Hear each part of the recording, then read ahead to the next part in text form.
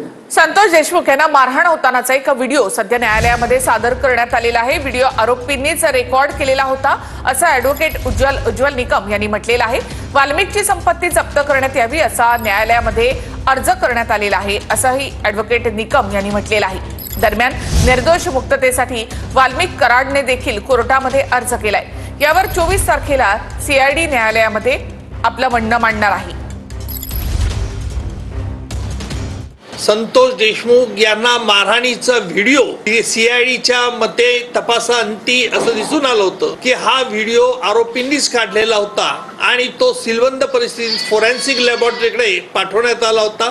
तो संपूर्ण व्हिडिओ आम्ही न्यायालयात हजर केला, परंतु न्यायालयाला आम्ही विनंती केलेली आहे की या व्हिडिओतला कुठल्याही प्रकारे बाहेर याला प्रसिद्धी मिळू नये।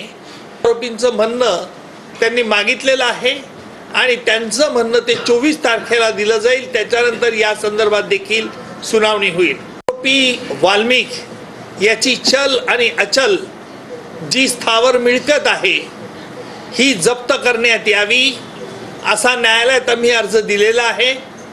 त्या अर्जावरती अद्यापही वाल्मिकतर्फे खुलासा दाखल करण्यात आलेला नाही। त्याच्यानंतर त्या अर्जावरची सुनावणी पुढे रीतसर होईल।